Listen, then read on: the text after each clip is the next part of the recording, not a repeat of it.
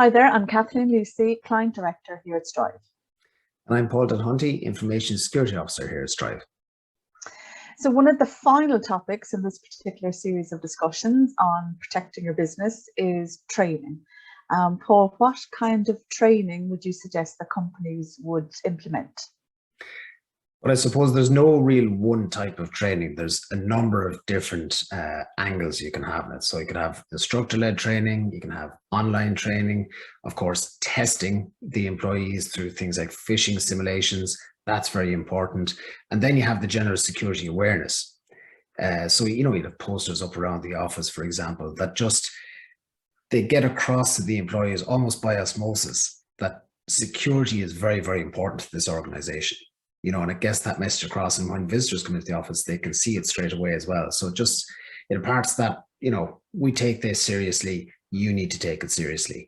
And that's a very effective way of doing things. I suppose why training is really important, though, is because the employees are the ones on the coalface.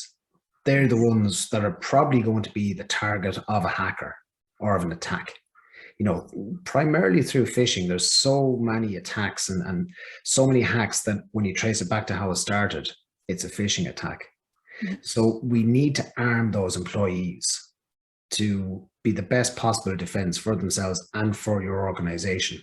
And the way to do that is through continual, and that's the key word, continual training and security awareness.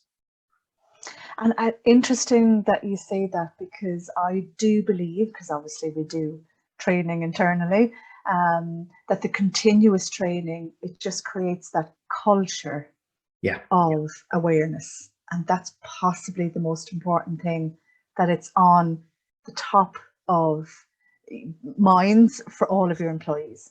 Yeah, and you use a great word there, Kathleen, a culture. It has to be a culture, it can't be forced. It just seeps in, so you don't even think you're doing it, but you have that security footing, you have that security mindset.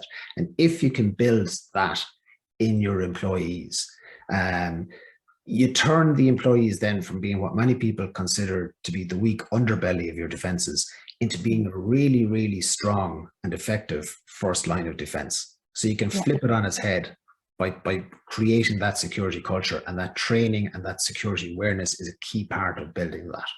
Yeah. And I suppose it takes time. It does. Yeah. It takes building any type of culture, takes time. It takes time, but it is so worth it. It really is. That's great. Okay. Well, listen, thanks for all your time, Paul.